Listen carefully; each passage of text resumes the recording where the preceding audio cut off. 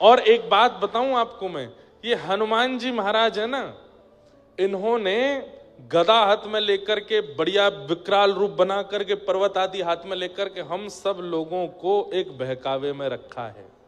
किस बहकावे में? कि मैं ऐसा ही हूं, मुझे ऐसे ही मान के भजो। हम सबको वह रूप दिखा करके चुपचाप भीतर बैठ करके अत्यंत वाष्प वारी परिपूर्ण लोचनम, श्री राम कहते हुए निरंतर उसी भाव में निमग्न होकर के बस, अरे सहचरी हैं। आपको पता है श्री चारुशिला जी, श्री हनुमान जी का सखी स्वरूप है चारुशिला जी का। कथा आती है कि सूर्य उदय से सूर्य अस्त तक श्री हनुमान जी महाराज राम जी के पास ही रहते हैं, एक मिनट के लिए नहीं छोड़ते, बल्कि चरणों को गोद में लेके बैठते हैं। सभा, राम जी की सभा में भी जो कुछ भी होता है, हनुमान जी महाराज ऐसे ही बैठे रहते हैं, चरण नहीं छोड़ते राम जी के, किसी को छूने भी नहीं देते। मेरा ये अधिकार है बस। और बोले इसमें आप भले स्वार्थी मानो मुझे, पर ये चरण मैं नहीं छोड़ूंगा। लेकिन जैसे ही सूर्य अस्ताचल को जाते हैं, हनुमान जी महाराज की घबराहट शुरू हो जाती है। अब सूर्य अस्त हो जाएगा, राम जी कनक भवन में चले जाएंगे, अंतःपुर में चले जाएंगे, वहां सखियां मुझको जाने नहीं देती। अंतःपुर में निज निवास में तो केवल सीता जी और सब सखियों का प्रवेश है, वहां हनुमान जी नहीं जाते। तो हनुमान जी कनक भवन के द्वार तक जाते हैं तो बाहर ही चंपक लता आदि सखियां रोक देती हैं। हनुमान जी बस बस बस, अब यहां से राघव जी का हाथ हमें दे दो। तो फिर अंतःपुर कनक भवन की अंदर की लीला में चंपक लता जी लेकर के श्री राम जी को भीतर जाती हैं। और श्री हनुमान जी द्वार पर खड़े खड़े इतना रोते हैं, इतना रोते हैं। क्यों? अब मैं रात भर कैसे रहूं, बिना राघव जी को देखे मैं कैसे समय निकालूं। रात भर द्वार पे बैठे बैठे रोते हैं और दिन भर तो राम राम भजते हैं और पूरी रात सूर्य नारायण का भजन करते हैं। हे गुरुदेव भगवान, इतना समय क्यों लगा रहे हो? आप जल्दी प्रकट हो जाइए ना, जल्दी उदित हो जाइए। आप उदित होंगे तभी मेरे रघुवर बाहर आएंगे। सुबह सुबह जैसे सूर्योदय हुआ, राघव जी बाहर आए, देखा आंखें लाल हैं हनुमान जी की, इतना रोए हैं पूरी रात। राघव जी ने तुरंत हृदय से लगा, क्या हुआ, आप इतना रोए क्यों रात को? बोले प्रभु इसका कोई उपाय बताइए, मैं नहीं रह पाता हूं आपके बिना। मुझे रात भर इतनी बेचैनी होती है कि मुझे रात्रि की निशा, ये चंद्रमा प्रिय नहीं लगते, मैं नहीं रह पाऊंगा। मेरे लिए सोना उचित, मैं सोने के लिए नहीं आया हूं, मैं खाने पीने उठने बैठने के लिए नहीं आया, मैं केवल आपको निहारने के लिए आया हूं, आपको सुनने के लिए आया हूं। ये रात्रि का काल मुझसे सहा नहीं जाता, कृपा करके मुझे कुछ अनुभव कराइए, मैं रात में कैसे आपके साथ रहूं। तब राघव जी बोले, देखो हम गृहस्थाश्रम में हैं और गृहस्थाश्रम में कुछ अधिकार गृहिणी के होते हैं, उसमें सारे अधिकार मेरे नहीं हैं। हम पूरे दिन सबको बांट देते हैं, व्यक्ति का स्वभाव है वो दिन को बांटता है, रात्रि को अपनों के लिए रखता है। आप हमसे कहोगे महाराज जी मिलना है, तो हम क्या कहेंगे? आज 2 बजे आ जाना, चलो 5 बजे आ जाना। लेकिन कोई बहुत घनिष्ठ आएगा, उसको क्या बोलेंगे? चलो रात में 10 बजे बैठेंगे। हाँ, क्यों? अपनों को रात्रि बांटी जाती है, परायों को दिन बांटा जाता है। मानव ऐसे ही रहता है। मुझे बहुत परायापन लगता है कि मुझे रात में आपका सानिध्य नहीं मिलता, कृपा कीजिए मुझ पर। तो हनुमान राम जी बोले, कुछ अधिकार गृहिणी के होते हैं, तुम सीता जी से कहना, मैं उसमें कुछ नहीं कह पाऊंगा। हनुमान जी द्वार पर ही बैठे रहे, चंपक लता आदि सखियां आई, बोले क्या बात है? बोले मुझे मैया से मिलना है, मैया को बोलो मैं बैठा हूं बाहर। सीता जी से कहा, बोले लेके आओ भीतर। तुरंत हनुमान जी गए, इतना रोए चरणों में, बोले मुझ पर कृपा करो, अनुग्रह करो, मैं कैसे रहूं अपने राघव जी के साथ। सीता जी बोली, देखो पूरा दिन तो हमने तुमको दे रखा है, राम जी पूरे दिन दिखते भी नहीं हमको, पर कम से कम रात में तो इतना ध्यान रखो, हम गृहिणी हैं और ये अंतःपुर है, यहां पर सबका प्रवेश नहीं। हनुमान जी बोले, मैं तप करने चला जाऊं। बोले क्या करोगे तप में? बोले तप में वरदान मांगूंगा कि मैं भी सखी बन जाऊं, ताकि मुझे भी अंतःपुर मिले। बोले ये सब करने की आवश्यकता नहीं, तुम बढ़िया रहो प्रेम से। तब जैसे हनुमान जी बाहर आने लगे, सीता जी ने तो मना कर दिया, तो चंपक लता सखी ने हनुमान जी से कहा, सुनो आप सरजू जी के पास जाओ, इस अयोध्या नगरी की प्रथम सहचरी सरजू जी हैं, यदि वो अनुग्रह कर देंगी तो कृपा हो जाएगी। और श्री हनुमान जी महाराज इतनी विरह वेदना में सरजू जी के तट पर बैठे हैं कि जैसे ही हनुमान जी का अश्रुबिंद प्रकट होकर के ठोड़ी पर एक बिंदु बना और जैसे ही टपक करके श्री सरजू जी में गिरा, सरजू जी का जल उष्ण हो गया, गर्म हो गया, भाप उठने लगा। तुरंत सरजू जी प्रकट हो गई और प्रकट होकर के कहा, हे यमलोक के राजा यमराज, इतनी वेदना, इतनी पीड़ा क्या कभी किसी को यमलोक में होती है? जितनी वेदना, जितनी पीड़ा में ये एक अश्रुबिंद है।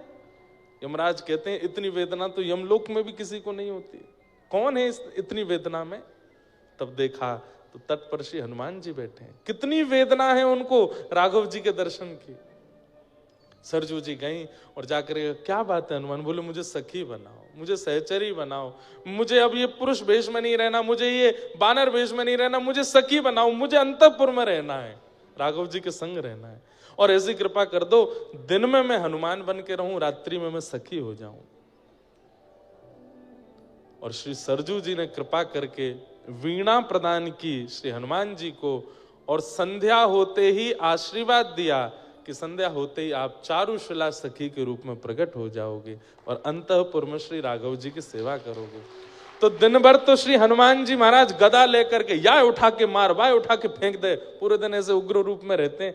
लेकिन संध्या होते ही सूर्य अस्ताचल को जैसे जाते हैं, चारुशिला सखी बन जाते हैं और वीणा लेकर के पूरी रात श्री राघव जी को देखते रहते हैं और वीणा का वादन करते हैं। पूरी रात श्री राघव जी को वीणा सिखाते, सुनाते हैं। हमारे महंत जी कह रहे, बोले महाराज जी कभी कभी रात्रि में मैंने पूछा, मैंने कहा इतने अद्भुत हनुमान जी हैं, ऐसा हो नहीं सकता कि यहाँ कोई अनुभव ना होता हो। और मैं जो सुनना चाह रहा था वो मैंने सुन लिया। कई बार मैंने कई हनुमान जी के स्थानों पर कथा की, कईयों ने कहा हमें हनुमान जी के हुंकार की आवाज आती है, कभी राम की आवाज आती है, कभी चलते हैं तो उनके धम धम धमक की आवाज आती है, कभी खड़ाओं की। तो ये सब महाराज जी ने भी बताए। तो मैं लेकिन कुछ सुनना चाह रहा था और वो यही था कि महाराज जी रात्रि में घुंघरू की आवाज आती है। मैंने कहा हाँ, अब लगा कि राम हनुमान जी यहीं बैठे हैं, क्योंकि वो रात्रि में चारुशिला रूप में होते हैं और उस समय श्री राघव जी को प्रसन्न करने के लिए, श्री राघव जी के मन को आनंदित करने के लिए वो सखी रूप धारण करके नृत्य करते हैं, गायन करते हैं। ऐसे श्री हनुमान जी। मैं जब से कथा करने आया, मैं एक ही बार गया हूं अभी तक दर्शन करने, पर वो छवि ऐसी बस गई है नेत्रों में। इतना अद्भुत स्वरूप है श्री हनुमान जी का, हनुमानगढ़ी के, मैं क्या बताऊं। इस सौभाग्य है हमारे महंत जी का, पूरे परिवार का, जो इनकी सेवा उन्हें प्राप्त है। ऐसे देखो, ऐसी झांकी कहीं नहीं देखी होगी। ऐसे मोटे मोटे लड्डू ये ऐसे धारण करते हैं यहाँ पर, जैसे मानो बंक मुस्कान, एक बांकी मुस्कान होती है ना, ऐसी मुस्कान है श्री हनुमान जी की। अद्भुत झांकी। राघव जी की बड़ी बड़ी अंतःपुर की लीलाएं हैं जिनको व्यास मंच से कई लोग नहीं सुनाते और नहीं सुनाना भी नहीं चाहिए। सारे भाव नहीं बताने चाहिए कथा में। पर हमारे रामानुज गुरु जी, पूज्य पिताजी महाराज के गुरु जी एक लीला सुनाते थे, वो और सुनाऊं। अंतःपुर में कैसी लीला होती है कि रोज राघव जी जब भीतर कनक भवन में आते हैं तो दरवाजा बंद करते ही सब सखियां कहती हैं, मर्यादा बाहर छोड़ के आए हो ना, मर्यादा पुरुषोत्तम, मर्यादा पुरुषोत्तम, पूरे दिन मर्यादा पुरुषोत्तम बने घूमते हो, ये अंतःपुर में मर्यादा नहीं। तो राघव जी बोलते हैं हाँ, अब जैसे चाहो बैठा लो। तो सब सखियां लेकर के राम जी को घुमाती हैं, कभी झूला पे बैठाती हैं, कभी कुछ करती हैं। अभी तो ये होली का, इतनी सुंदर होली है राघव जी की, कल अगर अनुभव लगा तो कल सुनाऊंगा। तो सीता जी बोली आज क्या विनोद करें, केवल वृंदावन चंद्र ही विनोद नहीं करते हैं, प्रिया प्रियतम आनंद नहीं करते, यहाँ राघव जी और सिया जी का भी सुख होता है। वो आज क्या विनोद करें? तो सब सखियां बोली क्या करें, नृत्य करें? बोले नृत्य तो रोज ही करते हैं। गायन करें? बोले वो भी रोज ही होता है। कुछ नया बनाए? बोले वो भी रोज। कुछ अलग करो आज। तो राघव जी बोले क्या अलग करो, कुछ अलग नहीं करना, वही कर लो जो रोज करते हो, कुछ गा लो, बजा लो, नाच लो। थोड़े से राघव जी, ये हमारे ठाकुर जी से कही होती है बात राधा रानी ने। ठाकुर जी तो 50 प्रकार के नियम बताए, ये कर लो, ये कर लो, ऐसे कर लो। लेकिन राघव जी कहीं ना कहीं थोड़े से अंतरंग भाव में रहते हैं। इतने में ही सिया जी के मन में आई, बोले हाँ एक युक्ति है। बोले क्या? आज आप लहंगा पहनो, चुनरी पहनो, आंखन में काजल लगाओ, होठन पे लालिमा लगाओ, गले में गहने पहनो, सारे केस खोल करके यहाँ सिंदूर डालो और हमारा रूप बना के हमारा अभिनय आप करो और हमें लाओ धनुष बाण दो, अपनी पीतांबरी दो, सिर पर मुकुट धारण कराओ, हम केस खोल करके आज हम राघव जी का अभिनय करेंगे और आप सीता जी का। राम जी बोले ये सब नहीं करना, कुछ नहीं करना, हम ही रहने दो, तुम ही रहो। सीता जी बोली करना पड़ेगा, ये अंतःपुर है, ये आपकी सभा नहीं है कि वहां सभा में जाकर के आपकी बात मानी जाएगी, ये कनक भवन है, यहाँ हमारी बात मानी जाएगी। राघव जी बोले तो ये क्या तरीका है कि हम कुंडल उंडल पहन करके, आंखन में काजल लगा के, लहंगा बढ़िया पहन के घूमे? बोले कोई बात नहीं, एक विनोद होगा, सखियों को सुख मिलेगा। दूर खड़े चारुशिला जी के रूप में हनुमान जी बड़े प्रसन्न, बोले आज आनंद आएगा, करवा। राम जी अंत में बेचारे हार गए, बोले कि ठीक है, कहाँ हैं, दीजिए अपने वस्त्र। सीता जी ने अपने संपूर्ण वस्त्र श्रृंगार सब दिया। बोले मैं करूं श्रृंगार? बोले नहीं नहीं, आप भीतर नहीं आओगी, मैं खुद कर लूंगा। चारुशिला जी बोली मुझे दे दीजिए अधिकार। हनुमान जी वो राघव जी को लेकर के भीतर गए, लहंगा पहनाया, ऊपर चुनरी ओढ़ाई, आंखन में काजल लगायो। बार बार हनुमान जी के नेत्र सजल हो जाते हैं कि ये सुख तो है जो मुझे बाहर नहीं मिल रहा था, वो अब अंतःपुर में मिल रहा है। और वहां चंपक लता सखी लेकर के गई हैं श्री सिया जी को, और वहां राघव जी का रूप, आहा, नव कंजलोचन कंज मुख कर कंज पद कंजारुण, अद्भुत रूप धारण किया। अब आज कैसा दर्शन हो रहा है? बोले राम जी हो गए गोरे गोरे और सीता जी हो गई हैं सांवली सी। क्यों? श्री राघव जी सीता जी के रूप में और सीता जी श्री राम जी के रूप में। जैसे ही राम जी के रूप में सीता जी निकल करके आई, सब सखियां देख करके आहा बलैया लेने लगी, कितने सुंदर लग रहे हैं, कितने सुंदर लग रहे हैं, तरण तोड़ने लगी, राई नौन करने लगी, इतने सुंदर लग रहे हैं, आज गोरे राम हुए हैं। अब सब प्रतीक्षा कर रहे हैं सिया जी कब आवेंगे। आहा, तभी नूपुरों की छम छम छम आवाज आने लगी। आहा, जैसे ही सिया जी के रूप में श्री राघव जी आए, सखीन की तो दूर की बात, राम रूप में श्री सीता जी ही मूर्छित हो गई देख करके। इतने सुंदर लग रहे हैं, इतने मनमोहक लग रहे हैं। जैसे तैसे होश में आई, होश में आकर के बोली सुनिए एक काम। बोले क्या? आज से जब तक पृथ्वी पर हम हैं, कनक भवन के अंदर आप ऐसे ही रहोगे, अब हमें ऐसे ही देखना है। राम जी बोले ये सब नहीं चलेगा, हमें आज बना लिया है पर कल से। वो कितने सुंदर लग रहे हैं। सखियों से कहा तुम सब जाओ, ये रूप देखूंगी तो केवल अकेली मैं। इतने सुंदर राम जी लग रहे हैं। सीता जी कभी बलैया लेती हैं, कभी आंखों का काजल लगाती हैं राम जी को, कभी राई नौन करती हैं, आरती उतारती हैं। इतने सुंदर लग रहे हैं श्री राघव जी। लेकिन एक विडंबना, क्या?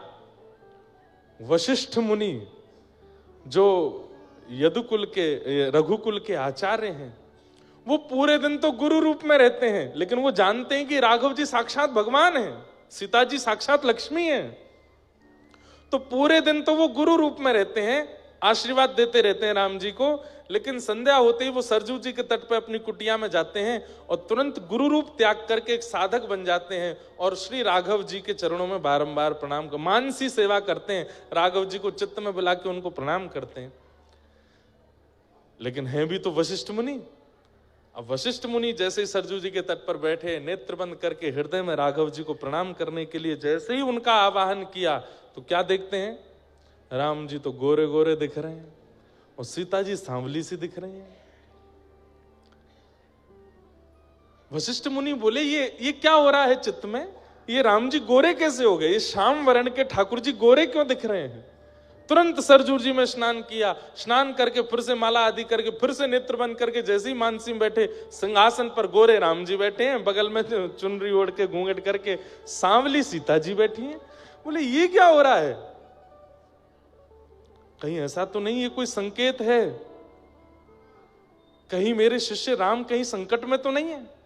तुरंत कमंडल उठाया, पहुंच गए कनक भवन। अच्छा, गुरु जी को कोई रोक टोक नहीं है, कनक भवन में जाने से इनको कोई नहीं रोक सकता। रात्रि अर्धरात्रि का समय, तुरंत द्वार पर जाकर के सहचरियों को, तुरंत दरवाजा खोलो, गुरु वशिष्ठ खड़े हैं द्वार पे। अब सखी बोली भीतर तो सब डामाडोल चल रहा है माहौल, ये गुरु जी रात में क्यों आ गए। एक सखी ने दूसरी को, दूसरी ने तीसरी को, ऐसे करके अंतःपुर खबर पहुंचवाई, राघव जी सावधान हो जाइए, गुरु वशिष्ठ आ रहे हैं। अब ये सुनकर के सीता जी राम जी के रूप में वो तो तुरंत उठ करके गई और तुरंत लहंगा आदि सब पहन करके आ गई। और राम जी के कभी केश में कुछ फंस गया, कभी कानन में कुछ फंस गया, कभी ये बोली ये क्या हो गया, गुरु जी आ गए द्वार पे, अब मैं जल्दी जल्दी वस्त्र कैसे उतारूं। सीता जी बोली जल्दी करो, गुरु जी आवे वाले हैं। अच्छा, गुरु जी प्रतीक्षा नहीं करते, उनके लिए तो द्वार खुलता है सीधे। राम जी जल्दी जल्दी दौड़ करके गए, जल्दी वस्त्र आदि अपने बदल करके, केश आदि सब बांध करके, आंखन को काजल वाजल सब बिल्कुल व्यवस्थित करके, जो भी मुख पर श्रृंगार था सब बिल्कुल हटा करके, मुंह धो धा करके आए करके तुरंत बैठे। इतने में द्वार खुला, गुरु वशिष्ठ आए। दोनों युगल ने प्रणाम किया, गुरुदेव प्रणाम। गुरु वशिष्ठ ने देखा सीता जी गोरी हैं, राम जी सांवले हैं, तो बोले फिर मेरे मन में इतना वो क्यों हो रहा था। राम जी बोले गुरुदेव बड़े संकोच में रहते हैं। राम जी बोले गुरुदेव कोई कार्य था। नहीं नहीं कार्य तो कुछ नहीं था, बस कुछ था। आप दोनों ठीक हैं? बोले हाँ बिल्कुल ठीक है। कोई कष्ट तो नहीं है ना, मैं गुरु हूं मुझे बता दीजिए। बोले नहीं गुरुदेव कोई कष्ट नहीं। अच्छा ठीक है तो मैं चलूं फिर, प्रणाम, कल मिलते हैं सुबह। बोले हाँ गुरुदेव ठीक है। जैसे ही घूम करके जाने लगे वशिष्ठ जी फिर रुके, फिर दोबारा मुड़े, राम जी के थोड़े पास गए, यहां से केश हटा करके देखे तो बीच में मांग भरी पड़ी है। राघव ये क्या। अब तो राम जी पूरे ठंडे पड़ गए ऊपर से नीचे। नहीं नहीं गुरुदेव कुछ नहीं कुछ नहीं कुछ ऐसे। गुरुदेव वो आज वो हनुमान जी ने कुछ डाल दिया था, तो चारुशिला जी के रूप में हनुमान जी खड़े बोले मैंने कब डाला। वशिष्ठ जी जैसे ही सिया जी की ओर, सीता जी कभी देखती नहीं है, नीची नजर रखती हैं, लेकिन आज नजर उठा के वशिष्ठ जी को देखा है और नेत्रों में ही समझा दिया। बोले अंतःपुर की लीला है, आप क्यों आ गए बीच में। तुरंत वशिष्ठ जी समझ गए। अच्छा अच्छा अच्छा राघव सुनो। बोले हाँ अब तुम विश्राम करो, सुबह मिलते हैं। वशिष्ठ जी तो गए, राम जी इतने संकोच में चद्दर लई और श्रृंगार घर में जाके ओढ़ करके बैठ गए। 3 दिन तक ऐसे ही बैठे रहे, ना किसी से मिले ना किसी से, इतने संकोच में आ गए। बोले गुरु जी ने मुझे इस रूप में देख लिया। यहाँ पे दशरथ जी मनाने आए, कौशल्या मैया मनाने आई, केकई मनाने आई, सब मनाने के लिए आ गए, लेकिन राम जी माने नहीं। तब पूछा, बोले क्या हुआ था। बोले गुरु जी जब से आके गए तब से ऐसे ही हैं। तो फिर गुरु वशिष्ठ जी से कहा कि आप जाके राम जी से, तो फिर पुनः गुरु वशिष्ठ जब आए, हल्ला हुआ गुरु वशिष्ठ आ रहे हैं। राम जी ने फिर चद्दर हटाई, फिर बाहर आ गए। गुरु वशिष्ठ आके बोले क्या बात है, आप 2 दिन से चद्दर में रजाई में घुसे क्यों बैठे हो, इतना संकोच क्यों। नहीं गुरुदेव कुछ नहीं। कान के पास जाके वशिष्ठ ऋषि बोले हम सब जानते हैं ये अंतःपुर की लीला, हम किसी से नहीं कहेंगे, आप बिल्कुल निश्चिंत रहो, किसी को नहीं बताएंगे।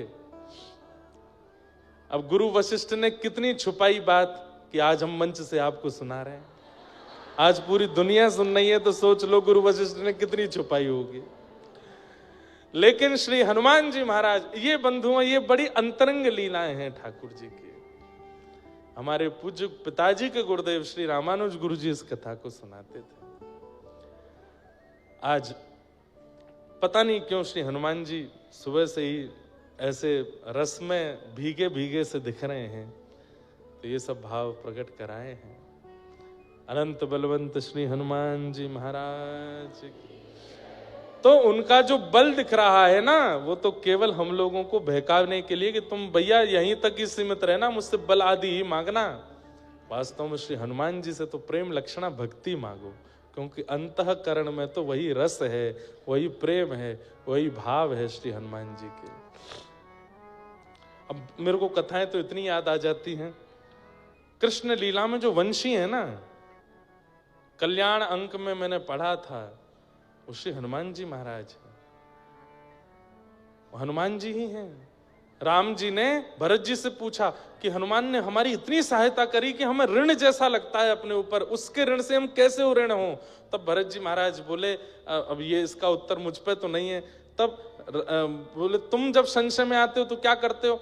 बोले, मेरे पास तो आपकी पादुका है, मैं आपकी पादुकाओं से संशय का समाधान पूछता हूं। तो राम जी ने अपनी ही पादुकाओं से पूछा, आपने 14 वर्ष तक अयोध्या का पालन किया है, आप हमसे पूर्ववर्ती राजा हैं दोनों, हमारी शंका का समाधान करो, श्री हनुमान जी महाराज के ऋण से ऋण कैसे हुआ जाए। तब प्रभु श्री राम जी की पादुकाओं ने आज्ञा करके कहा कि महाराज एक ही तरीका है। बोले, क्या? हनुमान जी दंडक वन में संतों को आश्वासन देकर के आए हैं कि उन संतों को आप द्वापर युग में कृष्ण रूप में मिलेंगे और वे सब संत गोपी बनकर के आएंगे। दंडक वन में जिन जिन संतों से राम जी नहीं मिल पाए थे, सबकी सुध लेने हनुमान जी गए। तब सब ने रोते हुए कहा, हमको राम जी क्यों नहीं मिले? तब हनुमान जी ने सबको आश्वासन दिया, आप सब लोग चिंता मत करो, द्वापर में ये कृष्ण बन के आएंगे और आप सब ही ब्रज की गोपी बन के आओगे, ठाकुर जी आपको मिलेंगे। तब एक संत ने कह दिया, क्या आप आओगे द्वापर में? क्योंकि हम गोपी बन के आ गए, ये कृष्ण बन के आ गए, और कहीं बिचौलिया के रूप में आपने आके हम दोनों को नहीं मिलवाया तो आप आओगे? तो हनुमान जी बोले, ये तो ठाकुर जी जाने, मेरा कोई क्रम है कि नहीं द्वापर में। तो पादुकाओं ने आज राम जी को बताया, बोले कि हनुमान जी चिंता में हैं कि द्वापर में मुझे आना है कि नहीं, और वहां संतों को वो वचन देकर के आए कि वो उनको गोपी रूप में कृष्ण से मिलवाएंगे। तो इसलिए द्वापर में आप जब कृष्ण बनेंगे, आपके अधर पर विराजने वाली जो वंशी है वो महादेव का अवतार, और महादेव के रुद्रों में ही श्री हनुमान जी हैं। तो हनुमान जी ही वंशी के रूप में आपके अधर पर बैठेंगे, और जब आप प्राण पिरोएंगे तब उन सब गोपियों को खींच करके आपके समीप लाने का कार्य इन्हीं का होगा।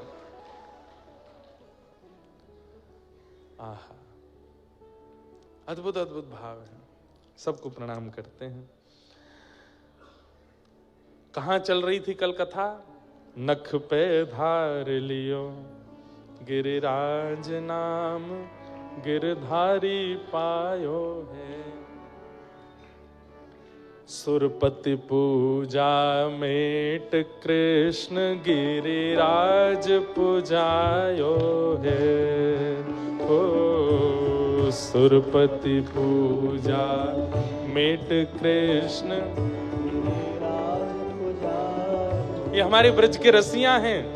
अभी होली के दिन चल रहे हैं, केवल होली में रसिया नहीं गपते, सारी लीला रसिया में है। ये रसिया है, गाइए हमारे साथ। सुरपति पूजा मेट कृष्ण, गिरिराज पूजायो है। सुरपति पूजा मेट कृष्ण, गिरिराज पूजायो। ओ 1.25 लाख मण सामग्री को भोग लगायो है। 1.25 लाख मण सामग्री को भोग लगायो। हे नख पे धार लियो गिरिराज नाम, गिरधारी पायो है। नख पे धार लियो गिरिराज नाम, हे नख पे धार लियो गिरिराज नाम, गिरधारी पायो है। नख पे धार लियो बोल गिरिराज धरने की। पड़ी न ब्रज में बूंद, देख सुरपति घबरायो है। ब्रजवासी सब कहें, कृष्ण गिरिराज उठायो है। ब्रजवासी सब कहें, कृष्ण गिरिराज नख पे धार लियो गिरिराज नाम, गिरधारी पायो है। पे धार लियो। 7 दिन तक, 7 रात्रि तक ठाकुर जी ने श्री गिरिराज जी धारण करके रखे। सुरपति इंद्र तुरंत चरणों में आए और आकर के क्षमा मांगने लगे। पिता गुरुस्त्वं जगतामधीशो दुरत्ययः काल उपात्त दंड हिताय स्वेच्छा तनुभिः समीहसे मानं विधुन्वन् जगदीश मानिना। हे नाथ, मुझे क्षमा कर दीजिए, मुझसे अपराध हो गया। मैं आपके रूप को पहचान नहीं पाया, आपकी इस लीला को नहीं जान पाया। आप मेरे पिता हैं, मेरे गुरु हैं, आप चाहें तो मुझे दंडित कर सकते हैं। बंधुओं, इंद्र ने अपराध करने के बाद अपने अपराध को स्वीकार किया।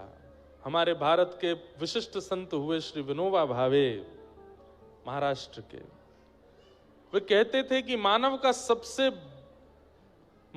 सबसे सुंदर गुण क्या है? अपने अवगुणों को स्वीकार करना, ये सबसे बड़ा गुण है। कभी आप आजकल के युवाओं को, कभी कभी मुझे लगता है कि हम कथा के अलावा कुछ सत्र किया करें, केवल युवाओं को कुछ समझाने बताने के लिए। कभी अवसर मिले, श्री विनोबा भावे जी के ग्रंथों को मंगाइए और उनको पढ़िए। हमारी व्यासपीठ पर बैठने में और हमारे स्वयं के जीवन में बहुत कुछ श्री विनोबा भावे जी की कृपा से है। उनको बहुत पढ़ा मैंने। उनके कई विषय राष्ट्रवाद के लिए भी हैं, पर मानव उत्थान के लिए, और क्योंकि वे गीता के ही भावों को पढ़ते रहते थे। महात्मा गांधी भी उनके पास जाते थे। बहुत सुंदर उनके छोटे छोटे प्रसंग इतने अच्छे हैं, छोटी छोटी बातें इतनी अद्भुत हैं। अब कितनी अच्छी बात है। मानव का सबसे बड़ा गुण क्या है? बोले अपने अवगुणों को स्वीकार करना, ये सबसे बड़ा गुण है। और मानव का सबसे बड़ा अवगुण क्या है? बोले अपने अवगुणों को स्वीकार ना करना, अपने आप को बहुत गुणवान मानना, ये सबसे बड़ा अवगुण है।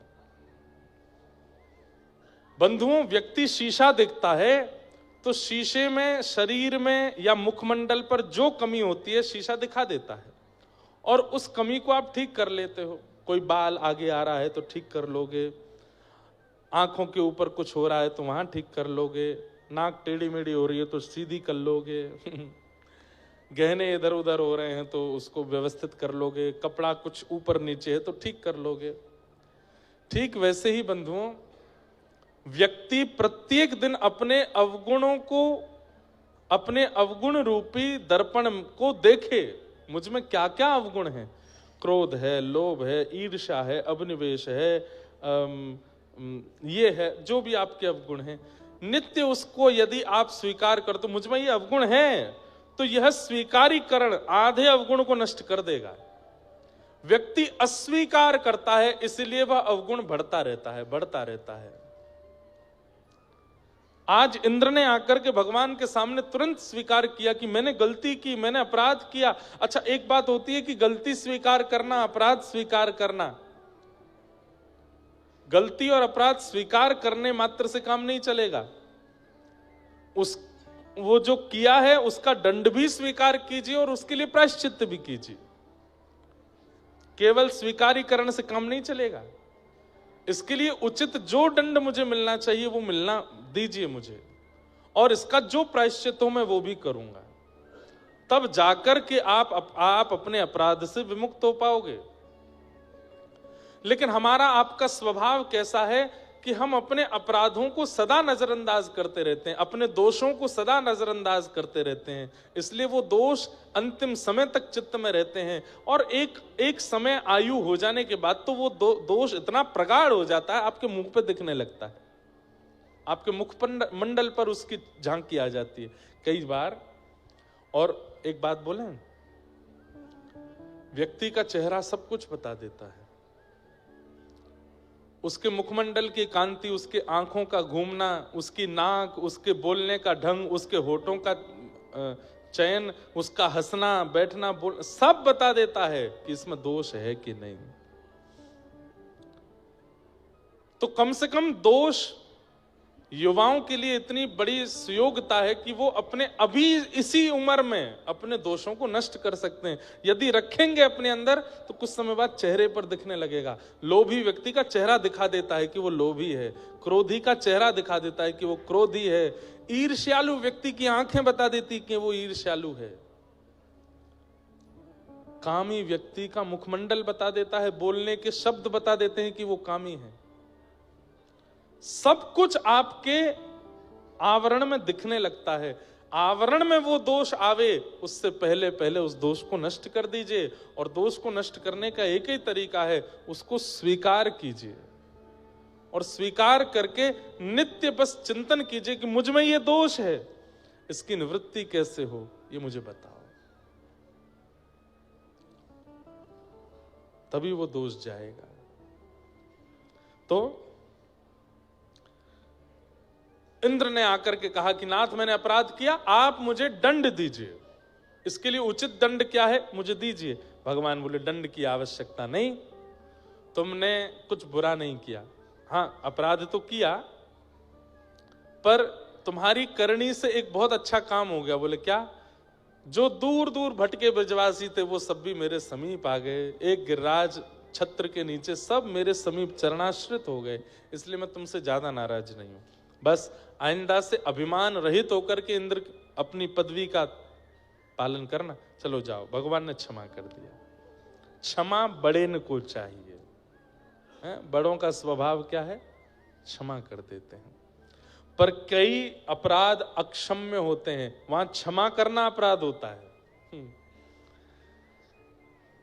जैसे छोटा बालक अगर कुछ गलती कर रहा है, माता पिता यदि नजरअंदाज करते रहे, क्षमा करते हैं, छोड़ो छोड़ो छोड़ो, तो एक समय आने पर वो अपराध इतना बड़ा हो जाएगा कि फिर कुछ नहीं कर पाओगे आप। इसलिए छोटे बच्चे कोई गलती करते हैं तो माता पिता को टोक देना चाहिए, रोक देना चाहिए, थोड़ा डांट देना चाहिए।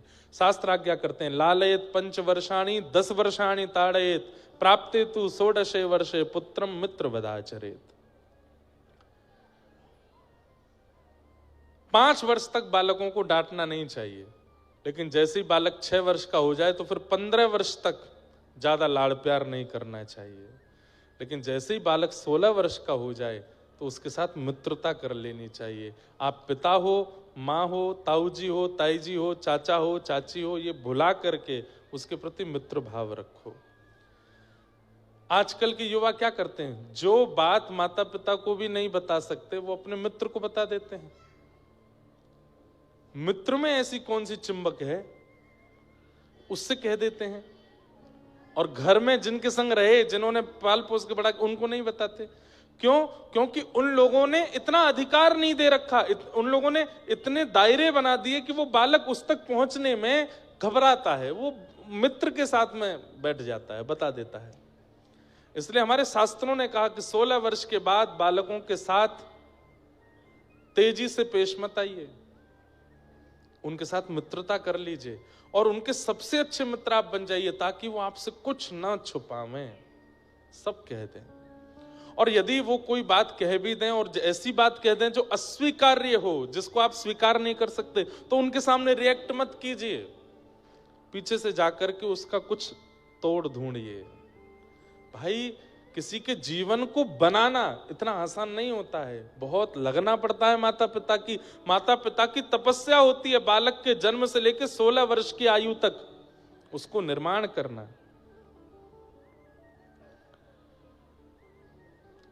आप लोगों को अगर अनुकूलता लगे तो जो बीच में बैठे हैं, इधर बैठे हैं, उधर थोड़े थोड़े नेक आगे खिसक आओ, नेक आगे आ जाओ, तो थोड़े जगह बन जाएगी।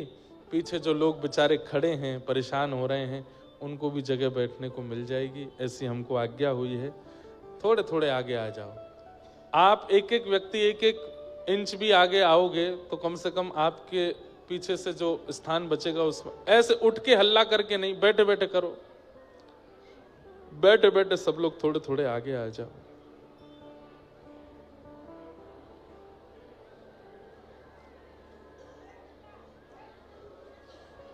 बिना हल्ला किए तो उठेंगे ही नहीं।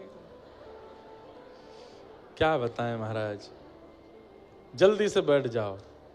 बैठा दो लोगों को। और कईयों को तो अवसर मिला, दो चारों को कूद काद के आगे आ गए हैं। बैठ जाओ, बैठ जाओ।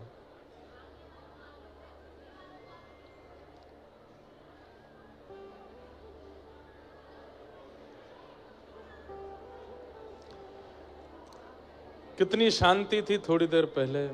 बैठ जाओ, बैठ जाओ।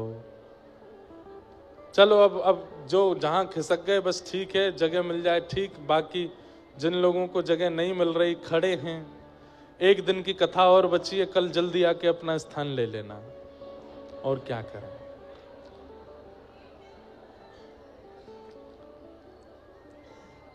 कहां थे हम? इंद्र भगवान की स्तुति गा रहे, भगवान की स्तुति गाई, भगवान ने क्षमा कर दिया। तत्पश्चात एकादशी व्रत की कथा बताई गई, एकादशी व्रत के नियम बताए गए। बंधुओं, वैष्णवों की 3 निष्ठा है, नाम निष्ठा, तुलसी निष्ठा और एकादशी निष्ठा। अगर इन 3 निष्ठाओं में से एक निष्ठा भी आपके अंदर है तो आप वैष्णव हो। कौन कौन सी निष्ठा? नाम निष्ठा। ठाकुर जी के नाम के प्रति इतनी उत्सुकता कि बस नाम गाने सदा रुचि, उसमें रुचि रहती है। जरा कहीं कीर्तन शुरू हो जाए तुरंत मन लग जाता है। नाम निष्ठा, नित्य नाम जपते रहते हैं, मन में चित्त में। कई लोग काउंटर लगा के रखते हैं, उसमें जपते रहते हैं, नाम करते रहते हैं। नाम निष्ठा वैष्णव की पहली निष्ठा है। दूसरा वैष्णव का रूप क्या है? तुलसी निष्ठा। अपने गले में तुलसी माला धारण करे, अपने अंग पर तुलसी का स्पर्श होना अनिवार्य है। जिस बिना तुलसी को पधराए ठाकुर जी जल भी पान नहीं करते, हम लोगों का अंतिम समय आएगा तो बिना तुलसी के ठाकुर जी हमको कैसे स्वीकार करें? इसलिए अंतिम समय कभी भी आ सकता है, तुलसी पहनो। और एक बात बताएं, वृंदावन जाइएगा अब की बार, और ये वाली जो तुलसी है, तुलसी भी है, इसमें भक्तमाल जी हैं मध्य में। अगर ये धारण कर सको तो ये धारण करो। इसमें सब भक्तों के नाम हैं और ये सदा आपके चित्त में विराजते हैं। श्री नाभा गोस्वामी जी के सुंदर भक्तमाल भाव में इसकी बड़ी निष्ठा बताई गई कि जो भक्तमाल अपने चित्त में धारण करता है, अंतिम समय जब उसका आता है, अंतिम काल जब उसका आता है, प्राण निकलने का समय जब आता है, तो जितने भक्त हैं ठाकुर जी के, ध्रुव जी से लेके प्रहलाद जी तक, मीराबाई से लेके सूरदास तक, कुम्मन दास से लेके और नरसिंह मेहता तक, सब प्रकट हो जाते हैं और प्रकट होकर के उस वैष्णव को निकुंज में लेकर के जाते हैं, अगर भक्तमाल जी अंतिम समय पर आपके चित्त से स्पर्शित हैं तो। लेकिन इनको धारण करने के बाद कम से कम भक्ष मदिरा सेवन, अशुद्ध आचरण, उनसे बचना पड़ेगा। क्योंकि इनको धारण करने के बाद अगर कुछ अनर्गल खाया पिया तो फिर दंड और लगेगा, अपराध और लगेगा। तो बस वो आपको करना है। बाकी इनको धारण कर लो, दाएं दाएं डोलो खूब मस्त। जब प्राण निकलेंगे इनमें से सब भक्त प्रकट हो जाएंगे। और भक्त, ठाकुर जी नहीं आ पाए तो क्या हुआ, भक्त आ जाएंगे। अरे भाई, कहीं पर एंट्री करनी है, हम पे वहां का पास नहीं है या अधिकार, वहां जो आपका मित्र है उससे मित्रता कर लो। वो मित्र आपको बिना पास के एंटर करा ले जाएगा अंदर, आगे आगे जाके बैठा देगा। ठीक वैसे ही निकुंज में हमारी एंट्री नहीं है, पर हम अगर किसी भक्त को रिझा लें, सूरदास जी को मनाते चलो, मीराबाई को मनाते चलो, नरसिंह मेहता को मनाते चलो, कुम्मन दास को, अपने जीवन में एक भक्त को आश्रय अपने चित्त में विराजमान, उनको भी मनाते चलिए। राधा वल्लभ जी प्रिय लगते हैं तो फिर चित्त में एक भक्त को भी बैठाओ, राधा वल्लभ जी के दर्शन करो और फिर चित्त के उस भक्त को भी मनाओ। बोले हमारी तो योग्यता नहीं इनके चरण मिले, आप प्रसन्न रहना, आप अंतिम समय में कृपा करके हमको ले चलना है इनके पास। आहा, तो भक्तमाल जी धारण करो, कंठी धारण करो, तुलसी धारण करो। और तीसरी निष्ठा होती है वैष्णव की एकादशी निष्ठा। वो एकादशी के दिन अन्न का सेवन नहीं करता। लेकिन हमारी कई परंपराएं हैं वहां पर एकादशी नहीं होती, जैसे जगन्नाथपुरी में एकादशी नहीं है। इसका मतलब क्या है आपको बताऊं? बहुत गुप्त बात बता रहे हैं, ध्यान से पाते हैं और सबको भी भात पवाते हैं। और उस दिन अगर कोई जगन्नाथपुरी में एकादशी के दिन भात नहीं पाता, महाप्रसाद नहीं पाता, तो उसको डंडोरा लगता है। लेकिन एकादशी है और आप जगन्नाथपुरी में हो तो आप होटल में नहीं खा सकते, आप बाहर की रसोइयों में नहीं खा सकते, वहां तो आपको व्रत का ही खाना पड़ेगा। आप केवल और केवल मंदिर का प्रसाद पा सकते हो, उसमें कोई दोष नहीं। और केवल जगन्नाथपुरी नहीं, हमारी बात ध्यान से सुनना। आप घर पे बैठे हैं, एकादशी है, और उसी समय कोई बद्री विशाल भगवान का प्रसाद लेकर के आ गया, कोई श्री रंगनाथ भगवान का खीरांग लेकर के आ गया। अब आप मन में विचार करो, ये तो अन्न है तो अपराध है ना। चाहे एक कणिका लीजिए, उसमें से एक तिनका लीजिए, आपको लेना ही चाहिए। प्रसाद के प्रति अन्न बुद्धि नहीं, प्रसाद के प्रति वस्तु बुद्धि नहीं, प्रसाद के प्रति सामग्री की बुद्धि नहीं होनी चाहिए। प्रसाद के प्रति तो प्रसाद की बुद्धि है, वो अन्न नहीं है। आप उसको अन्न समझ के पाओगे तो फिर प्रसाद के प्रति अपराध बन जाएगा। चैतन्य महाप्रभु कहते हैं प्रसाद क्या है? बोले महाप्रसाद है गोविंदे, वो तो साक्षात गोविंद हैं। अगर एकादशी भी है और उस दिन कोई अन्न की बनी सामग्री मंदिर की प्रसाद के घर पे आ जाए, पूरी मत पाओ, थोड़ा सा उसमें से लेके मुख में ले लो, प्रसाद का सम्मान करो। तो गुप्त बात यह है कि महाप्रभु जगन्नाथ जी साल भर की समस्त एकादशियों में महाप्रसाद पाते हैं। लेकिन जैसे ही स्नान पूर्णिमा आती है, स्नान पूर्णिमा के बाद 15 दिन जो मंदिर बंद रहता है रथ यात्रा तक, उतने दिन महाप्रभु जगन्नाथ जी अन्न सेवन नहीं करते। तो इसका मतलब क्या है? साल भर की सबरी एकादशी एक बार में कर लेते हैं जगन्नाथ जी, सबरी एकादशी कर लेते हैं। तो इसका मतलब क्या है? यदि आप एकादशी जगन्नाथपुरी में करके आए हैं तो वहां महाप्रसाद पाइए, जो एकादशी करते हैं उनके लिए बात है। लेकिन जैसे ही लौट करके आप वापस अपने नगर स्थान पर आ जाते हैं, तो अगली एकादशी जब आवे तो उस एकादशी पर एक नहीं 2 व्रत कीजिए। कैसे? एक तो अन्न का व्रत हो गया, दूसरा मौन व्रत हो गया। मौन भी कीजिए, मौन भी रहिए, एकादशी के दिन बोलना नहीं है, और सूर्यास्त तक मौन रहिए। ये 2 व्रत ये तभी कर सकते हो आप, ये 2 स्थिति में किया जा सकता है। वैसे कोई आवश्यकता नहीं है इसकी। जगन्नाथपुरी में महाप्रसाद पाए तो वो एकादशी ही मानी जाती है, पर फिर भी कई लोगों के मन में बहम होता है, हमने अन्न पाया, ये पाया। पहली बात तो अन्न बुद्धि नहीं, महाप्रसाद पाया। दूसरी बात, आपकी बहुत निष्ठा है कि नहीं हमने एकादशी एक नहीं हो पाई, हमसे व्रत नहीं कर पाए, तो अगली एकादशी पर 2 एकादशी करो, अन्न की भी व्रत करो, मौन का भी व्रत करो।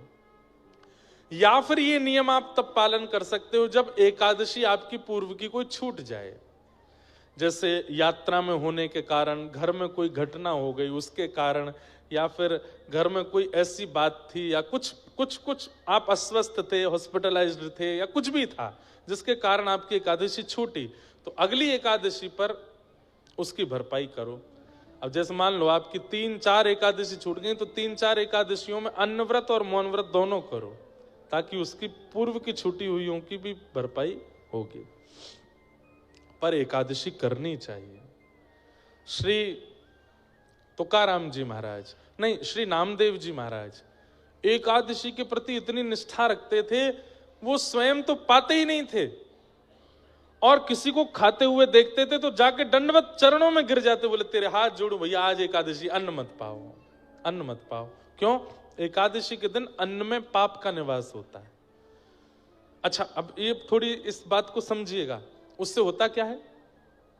एकादशी के दिन अन्न खाने से पाप लगता नहीं है, तो आप पूर्व में गंगा स्नान करके जिस पाप को नष्ट करके आ चुके हैं गंगा में, वो पाप पुनर्जागृत हो जाता है एकादशी के दिन अन्न खाने से।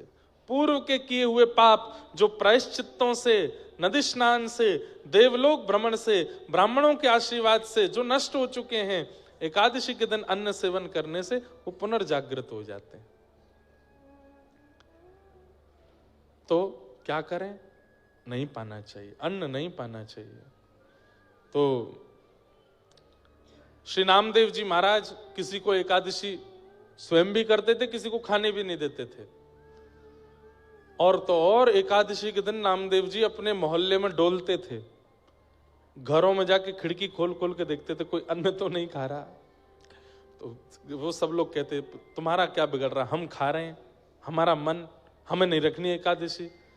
तो द्वार पे बैठ के रोने लग जाते नामदेव जी, बोले आज आज अन्न मत खाओ, आज एकादशी है, आज मत खाओ। तो इतनी उनकी एकादशी के प्रति निष्ठा कि एक दिन भगवान बोले मैं परीक्षा लाऊं या की। और श्री विट्ठल भगवान, पांडुरंग भगवान एक ब्राह्मण का रूप धारण करके आए और पूरे नगर में रोते हुए घूम रहे हैं, अरे मैं बहुत भूखा हूं, मैं बहुत प्यासा हूं, मुझे कोई अन्न पवाओ, मैं 4 दिन से यात्रा पर हूं, मुझे बहुत तेज भूख लगी है। सिर पर त्रिपुंड देख करके, शिखा देख करके, धोती देख करके, जनेऊ देख करके भान तो हो गया था कि ब्राह्मण है। नामदेव जी के द्वार पर जाके ही गिरे भगवान। नामदेव जी बोले अरे अरे विप्रदेव आए। विप्र पत्नी से कहा उठाओ उठाओ उठाओ, क्या कहिए भगवान क्या। बोले मुझे अन्न खिला दो, मुझे बहुत भूख लगी है, मैं प्यासा, भूखा प्यासा हूं, मुझे 4 दिन से कुछ नहीं मिला है, पवा दीजिए कुछ, अगर मुझे अन्न नहीं मिला तो मेरे प्राण चले जाएंगे। नामदेव जी महाराज बोले आज तो एकादशी है, आज मैं अन्न नहीं खवा सकता। देवी भीतर प्रसाद के केला रखे हैं, सेब रखे हैं, लेके आओ। नहीं नहीं नहीं, फल नहीं खाना है, मुझे तो अन्न ही खाना है। भगवान आज एकादशी है। अरे एकादशी तुम्हें दिखता नहीं, मेरे प्राण पखेरु उड़ जाएंगे यदि मुझे अन्न नहीं मिला तो। मैं कितना जर्जर हो गया, मेरे हाथ पांव कांप रहे हैं, मेरी नसें सूख रही हैं, मेरा रक्त संचार रुक रहा है, मुझे अन्न की आवश्यकता है, मेरे प्राण निकल जाएंगे।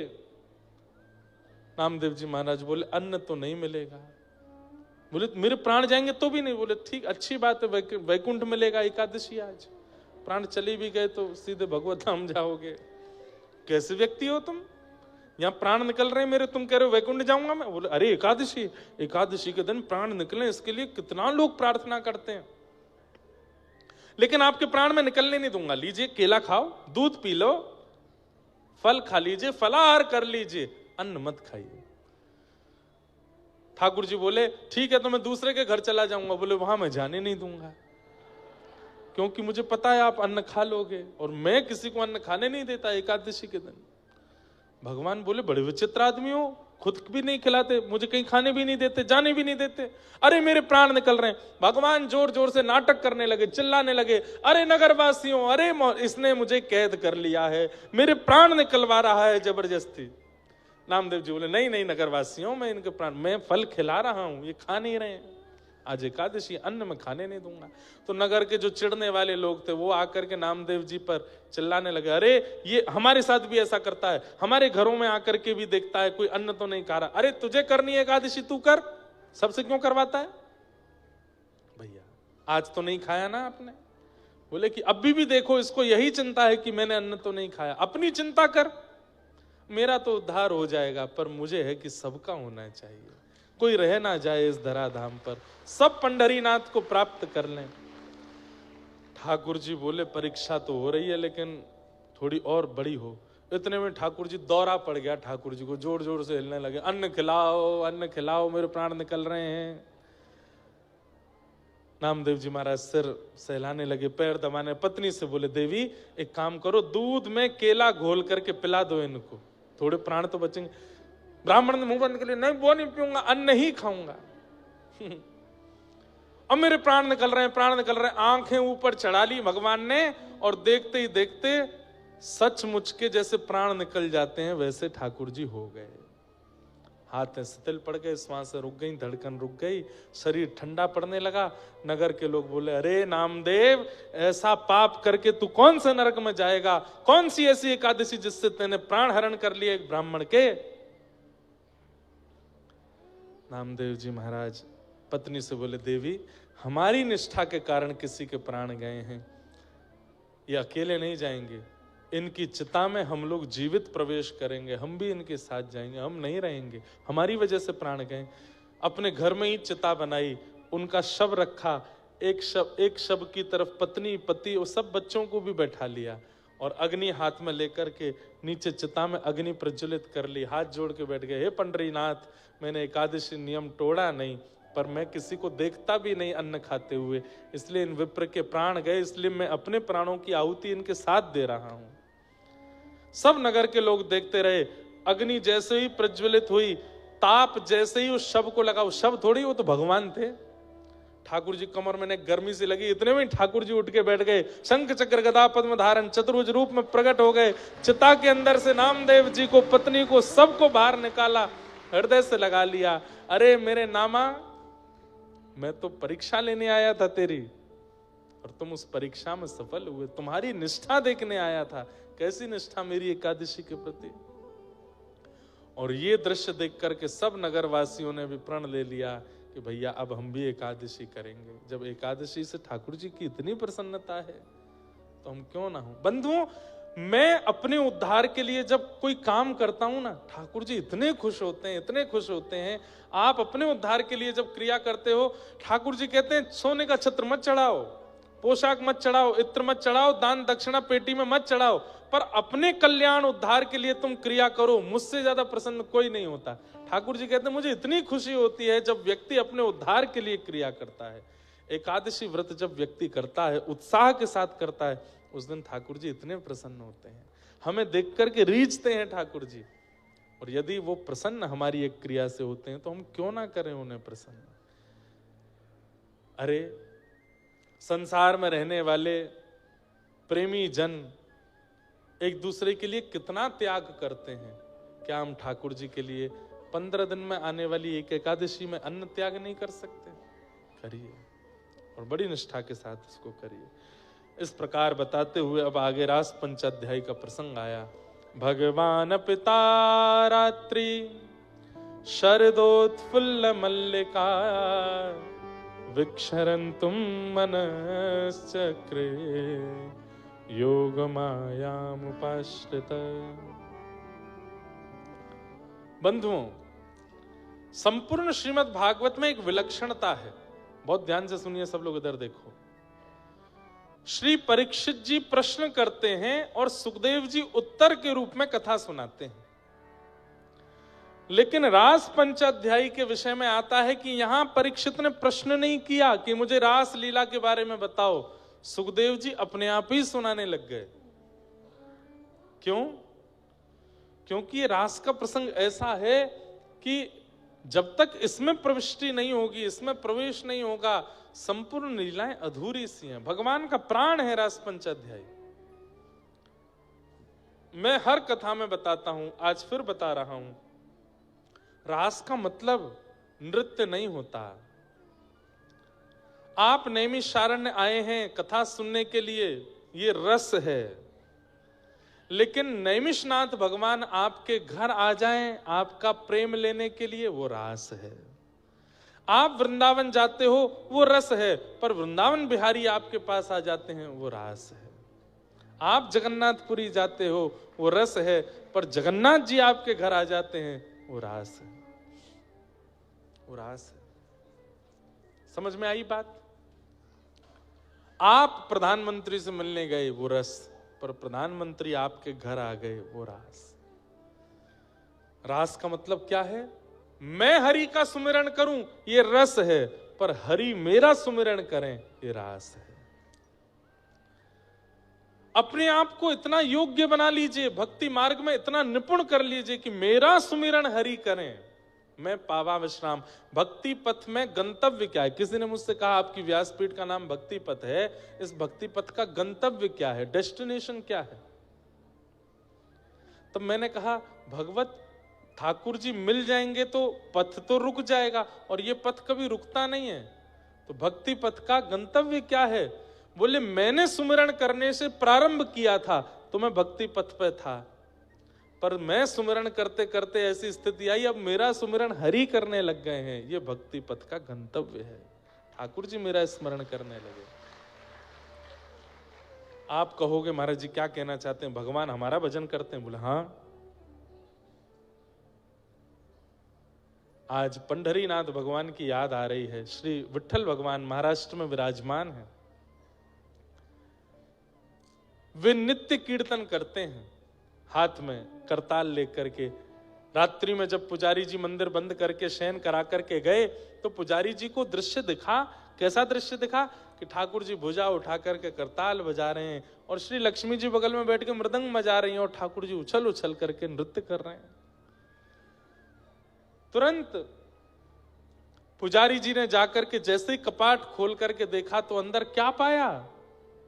आहा, ज्ञानेश्वर माऊली, ज्ञानदेव तुकाराम, ज्ञानदेव तुकाराम, ज्ञानदेव तुकाराम, ज्ञानदेव तुकाराम, ज्ञानदेव तुकाराम। हमारा कीर्तन क्या है? राधे कृष्ण कृष्ण कृष्ण राधे राधे, राधे श्याम श्याम श्याम। ये हमारा कीर्तन है, ये हम करते हैं ठाकुर जी के लिए। पर ठाकुर जी का कीर्तन क्या है? ज्ञान देव तुकाराम, ज्ञान देव तुकाराम, मीराबाई सक्कूबाई, मीराबाई सक्कूबाई, सूरदास कृष्ण दास, सूरदास कृष्ण, हरिवंश हरिदास, हरिवंश हरि, रामानुज रामानंद, रामानुज राम। ये ठाकुर जी का कीर्तन है। अपने सब भक्तों के नाम ठाकुर जी करताल पर गाते हैं और मगन होकर के ठाकुर जी कीर्तन में नृत्य करते हैं, अपने भक्तों को याद करते हैं। हम अभी रस में हैं क्योंकि राधे कृष्ण गाते हैं। कहना नहीं चाहिए, पर जिस दिन ठाकुर जी गाने लगे इंद्रेश इंद्रेश इंद्रेश, समझो अब भयो रास। ये हुआ रास। और गाते हैं ठाकुर जी, इसमें कोई अभिमान युक्त होकर के हम बात आप नहीं कह रहे हैं। जिस दिन मुझसे प्रसन्न होंगे, आपसे प्रसन्न होंगे, ठाकुर जी गाएंगे, हमारा कीर्तन गाएंगे। हमें सुनाने के लिए नहीं, खुद को प्रसन्न करने के लिए ठाकुर जी गाते हैं। किसी ने जाकर के पंडरीनाथ भगवान से कहा कि आप ज्ञानदेव तुकाराम गाते हो और कहते हो मैं भक्तों का कीर्तन करता हूं। अरे भक्त तो असंख्य हैं आपके, आप केवल 2 ही भक्तों का नाम क्यों गाते हो? ठाकुर जी बोले बेटा तुम चतुर हो, हम चतुर शिरोमणि हैं। क्यों? बोले भक्ति शतक के सबसे पहले भक्त हुए श्री ज्ञानेश्वर और भक्ति शतक के अंतिम भक्त हुए तुकाराम। तो मैं प्रथम और अंतिम भक्त को गा लेता हूं, बीच में सबरे आ जाते हैं। ज्ञानदेव पहले भक्त हैं, ज्ञानेश्वर माऊली जब भक्ति शतक आया, 100 साल इस धरती पर केवल भक्त हुए। उसी बीच सूरदास हुए, उसी बीच तुलसीदास हुए, उसी बीच मीराबाई हुई, उसी बीच सक्कूबाई हुई, उसी बीच जितने भक्तों के नाम आप ले लो, कलिकाल में होने वाले भक्त उन 100 वर्षों के बीच में ही हुए। उनमें सबसे पहले भक्त जब पृथ्वी पर आए उनका नाम था ज्ञानेश्वर माऊली, वो भी महाराष्ट्र में हुए। और भक्ति शतक के बिल्कुल अंतिम काल में जो भक्त आए उनका नाम था श्री तुकाराम जी महाराज। इसलिए ठाकुर जी क्या गाते हैं? ज्ञान देव तुकाराम, ज्ञान देव तुकाराम। बीच में सबरे आ गए, बीच में मीराबाई भी आ गई, सक्कूबाई भी आ गई, जनाबाई भी आ गई, सूरदास भी आ गए, तुलसीदास भी आ गए, सब आ गए। सबका नाम ठाकुर जी बीच में ले लेते हैं। अद्भुत है ठाकुर जी, अद्भुत है ठाकुर जी की लीला। तो रास का मतलब समझे? आप ठाकुर जी का स्मरण करो, ये रस है, पर आपका स्मरण ठाकुर जी करें, ये रास है, ये रास है।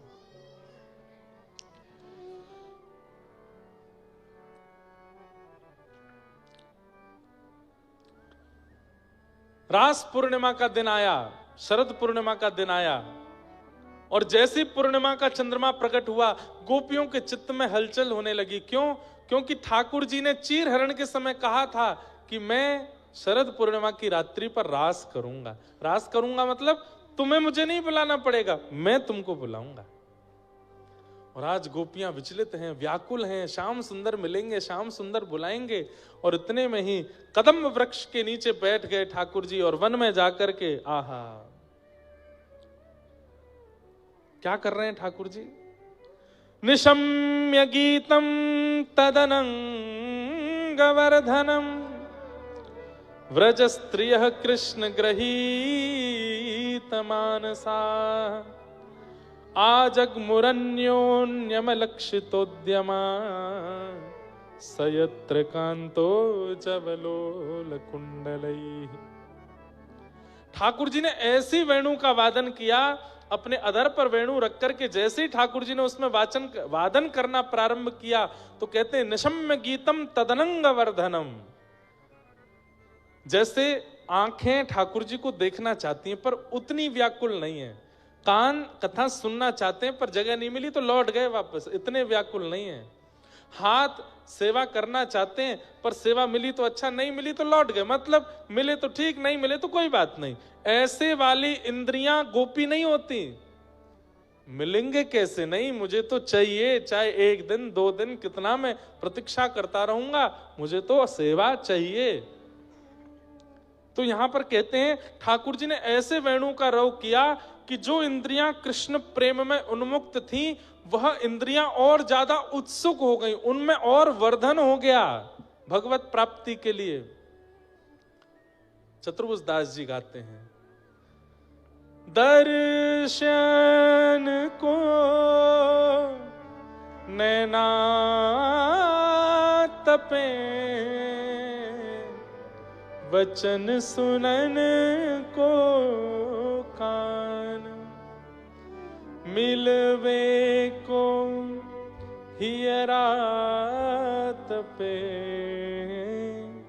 हिय के जीवन प्राण, गोवर्धन वासी सांवरे, गोवर्धन वासी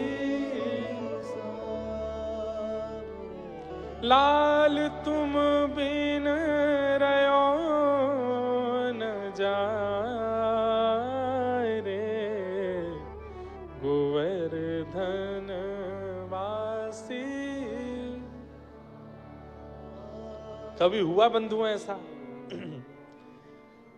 वृंदावन गए थे लेकिन जैसे ही लौटने लगे तो गाड़ी में बैठ के रोना आया, वृंदावन से बाहर निकलते समय रोना आया, लेकिन अपने घर तक रोते ही आए और घर पे आने के बाद भी फिर अगले दिन भी रो रहे हैं, दूसरे दिन तीसरे दिन भी रो रहे हैं, चौथे दिन भी रो रहे, महीने तक रोते ही रहे। ऐसा नहीं होता, आज की डेट में तो ऐसा नहीं होता। व्यक्ति 1 आध दिन व्याकुल रहता है पर महीनों महीनों तक व्याकुल रहे, ये आज की स्थिति नहीं है। हाँ होता है व्याकुल, संसार की वस्तु के लिए होता है, वो तब तो 10-10 साल तक व्याकुल रहता है व्यक्ति, नस पस काट के बैठ जाता है अपनी, इतना व्याकुल हो। पर ठाकुर जी के लिए कभी कोई ने नस काटी सुना आपने? अब भैया कर मत लेना कहीं, उससे ठाकुर जी नाराज और हो जाएंगे। शरीर को ठोस मत पहुंचाना, व्याकुलता चित्त से होती है भाई, शरीर से नहीं। ये शरीर की गतिविधि अव्यवस्थाओं से कोई अपना प्रेम दिखाना चाह रहा हो, महापाखंडी है वो, ढोंगी है, हृदय से नहीं दिखा पा रहा इसलिए शरीर से दिखाने का प्रयास कर रहा है। हृदय से दिखाओ। दर्शन को नैना तपे, वचन सुनन को कान, मिलवे को हियरा तपे, हिय के जीवन प्राण, गोवर्धन वासी सांवरे तुम बिन रयो न जाए। ऐसी स्थिति। एक प्रसंग आता है कि गोसाई श्री विठलनाथ जी अपने ठाकुर जी नवनीत प्रिया जी, जिनको लड्डू गोपाल कहते हैं, प्रथम नवनीत प्रिया जी श्री श्रीनाथ जी में विराजमान है। इस पूरे ब्रह्मांड के सबसे पहले लड्डू गोपाल, छोटे से हैं, इतने होंगे, नवनीत प्रिया जी। उनको नाम लोगों ने लड्डू गोपाल रख दिया, जबकि हाथ में लड्डू भी नहीं है, वो मक्खन है। उनका मूल असली नाम नवनीत प्रियालाल, नवनीत मतलब मक्खन, उससे जो प्रेम करे वो लाला, नवनीत प्रियालाल। तो सेवा करके गोसाई जी बोले जय जय, प्रेम से विराजियों, भीतरिया बाहरिया सब आपकी सेवा करेंगे, मैंने एक गोकुल तक है के आऊं। ठाकुर जी सिंहासन पर ऐसे बैठे हैं, जैसे ही गोसाई श्री विठलनाथ जी मंदिर से बाहर निकल के गए, नीचे अपने रथ पर बैठे, ऊपर मंदिर की ओर देखा तो क्या पा रहे हैं, नवनीत प्रिया जी अपने सिंहासन से उठ के जंगला पे खड़े होकर के पूछ रहे हैं, जल्दी आ जाइयो, मोकू आपकी बहुत याद आवे, जल्दी आ जाइयो, मेरो मन ना लगे। गोसाई जी देख करके गए ही नहीं, रथ को भेज दिया, बोले कि अपने जय जय को मैं कष्ट नहीं दे सकता। बेचारे इतने व्याकुल, इसको कहते हैं रास। ठाकुर जी आपके लिए व्याकुल हो जाएं, आपके लिए उत्सुक हो जाएं। तो गोपियां जैसे ही कानों में वेणु रव पड़ा, सबकी इंद्रियां कृष्ण प्रेम में उत्सुक हो गईं, दौड़ने लगी गोपियां कृष्ण मिलन के लिए।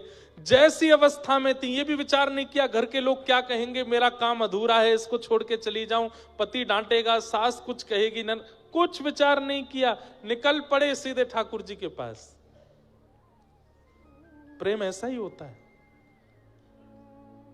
इतनी चिंता नहीं की जाती। दौड़ पड़ी गोपियां, और जैसे ही वन में पहुंची, वहां जाकर के देखा श्याम सुंदर मधुर वेणु बजा रहे हैं और सब सामने खड़ी हैं गोपियां। भगवान ने कहा, स्वागतम वो महाभाग प्रियम किम करवाणि व ब्रजस्यानामयम कश्चित् ब्रूता गमन कारणम। आइए आइए आइए, स्वागतम स्वागतम। सब गोपियों का बहुत बहुत स्वागत। कितनी गोपियां गईं? बोले लाखों गोपियां थी। और कितनी उम्र की गोपियां हैं? कोई स्पेसिफिक एज ग्रुप की गोपी गई हैं क्या ठाकुर जी से मिलने? तो कहते हैं आबाल वृद्ध बनिता। ठाकुर जी के रास में आने वाली गोपियों में सबसे छोटी गोपी 5.5 से 6 वर्ष की है। कितने की? 5.5 से 6 वर्ष की। मतलब 2-4 बड़ी गोपी तो गोद में लेके आई हैं वह, और वो भी उतने ही प्रेम में हैं जितने और ये तो सबसे छोटी गोपी हो। सबसे बड़ी गोपी बोले यशोदा मैया की भी पर सास की उम्र की है, बिना दांत की। वह 2 गोपी इनको सहारो लेकर के आई है, और उस गोपी के नेत्रों में जो प्रेम कृष्ण के लिए, वही प्रेम एक 5.5-6 वर्ष की गोपी के चित्त में भी है। इसको आप काम प्रेम नहीं कह सकते। ये संसारिक जो हम और आप करते हैं संसार में, वो प्रेम नहीं है। ये 5.5-6 वर्ष की बालिका को पता होता है कि प्रेम किसको कहते हैं। 80 वर्ष के बाद बूढ़ी माता जी को कुछ इच्छा होती है क्या मन में कि मैं किसी से प्रेम कर लूं? कभी सुना 90 वर्ष की माता जी को किसी से प्रेम हो गया? नहीं हो सकता। ये संसारिक व्यवहार है। परंतु ठाकुर जी से प्रेम एक 4 वर्ष की बालिका को भी हो जाता है, और 100 वर्ष की अम्मा को भी रहता है। वही तो स्वच्छंद प्रेम है, जहां पर कोई कैटेगराइज्ड प्रेम नहीं है, कोई एज ग्रुप का प्रेम नहीं है। क्यों? क्योंकि वो शारीरिक प्रेम है ही नहीं, वो शरीर की स्थिति है ही नहीं, इसलिए वहां ये सब विचार भी नहीं किए जाते। जो लोग ठाकुर जी की रास लीला को आजकल बहुत विचित्र रूप से देखने लगते हैं, दिखाने लगते हैं, और उसके प्रति ऐसा भाव रखने लगते हैं, जब ठाकुर जी कर सकते हैं तो हम क्यों नहीं? अरे ठाकुर जी के रास को पहले देख तो लो, समझ तो लो, वो है कैसा। और रास का मतलब नृत्य नहीं है। मैं पुनः कह रहा हूं, परमात्मा का जीवात्मा के प्रति प्रेम, परमात्मा की जीवात्मा के प्रति करुणा, उसको रास कहते हैं। और कह दूं तो कोई अतिशयोक्ति नहीं, परमात्मा का जीवात्मा के प्रति समर्पण। हमेशा जीवात्मा समर्पित रहता है, पर जिस दिन परमात्मा समर्पित हो जाता है जीवात्मा के लिए, वो रास है। वो रास है। सब गोपियां आई, ठाकुर जी ने देखा तो ठाकुर जी ने कही पहले इनकी परीक्षा ले लूं। और भगवान पतिव्रता नारी का धर्म समझाने, राम राम राम राम, तुमने क्या कर दिया? अपने पति बच्चों को छोड़ के चली आई। तुम्हारी सास ससुर, घर में सब पूरा परिवार भरा सब था, और तुमने सब लोक लाज मर्यादा की बिल्कुल ध्यान नहीं रखा, एक परपुरुष से मिलने चली आई हो। कितना बड़ा अपराध किया तुम लोगों ने। अरे पतिव्रता नारी, सबसे बड़ा व्रत यदि संसार में कोई है तो वो पातिव्रत होता है। बंधुओं, शास्त्र में कहते हैं सूर्य को कोई नहीं रोक सकता, सूर्य उदय होगा ही होगा, लेकिन एकमात्र पतिव्रत करने वाली कन्या नारी में ये सामर्थ्य है कि सूर्य को कह दे कि उदय नहीं होना तो सूर्य उदय नहीं होगा। एक स्त्री, एक कथा आती है, एक कन्या थी, वो अपने पति से बहुत प्रेम करती थी, पतिव्रता नारी थी। सब संतों के पास जाकर के उनकी कुशलता बोलती थी। तो एक संत को प्रणाम किया, उसने कहा मांगो पुत्री क्या चाहिए? बोले मेरे पति सदा प्रसन्न रहें और मेरे नेत्रों के सामने रहे, इनका कभी मृत्यु मुझे देखनी ना पड़े। मैं पतिव्रता नारी हूं, बस मुझे आशीष दो, ये सदा प्रसन्न रहें। तो संत ने दिव्य दृष्टि से देख के कहा देवी नहीं हो पाएगा। क्यों? कल तुम विधवा हो जाओगी, कल सुबह सूर्य उदय होते ही तुम्हारे पति के प्राण उड़ जाएंगे। कल इसके प्राण चले जाएंगे, मैं त्रिकालदर्शी महात्मा हूं, इतने वर्षों से बैठा हूं तप में। क्या कहा आपने? कल सूर्योदय होते ही मेरे पति के प्राण चले जाएंगे? बोले हाँ।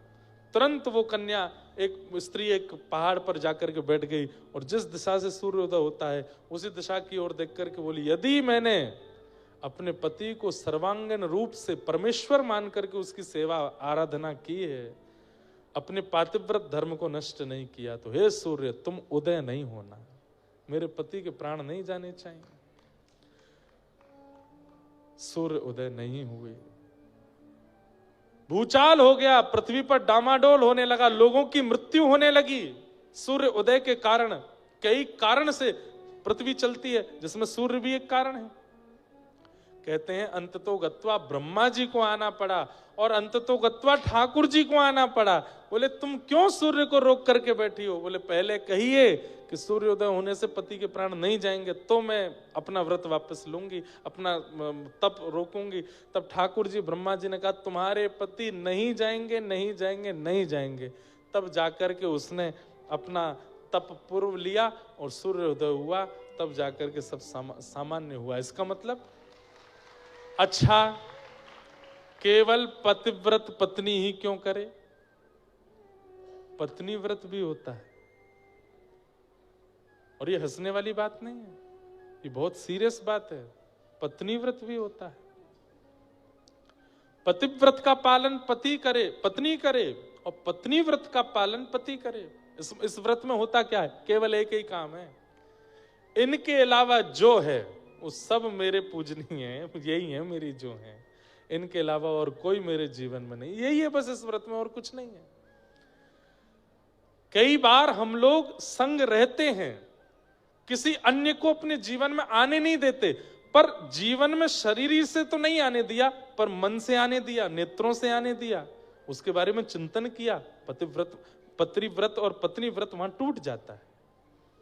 चित्त में भी नहीं, मन में भी नहीं, स्थिति में भी नहीं, बस यही हैं जो हैं। इसे कहते हैं पतिव्रत, इसे कहते हैं पत्नी व्रत। चाहे इनसे लाख गुना अच्छा कोई मेरे सामने आ जाए, पर ये इनका स्थान कोई नहीं ले सकता। ऐसी पत्नी के प्रति पति की भावना और पति के प्रति पत्नी की भावना, इसी को व्रत, ये व्रत सबसे ऊंचा व्रत है। इससे ऊंचा कोई व्रत नहीं है संसार में। इस व्रत का पालन करें। तो भगवान समझा रहे थे ये बात किनको? गोपियों को। और तुम सबने क्या किया है? आधी रात में अपने पतियों को छोड़ के मेरे पास आ गई हो। चलो जाओ, वापस लौट जाओ।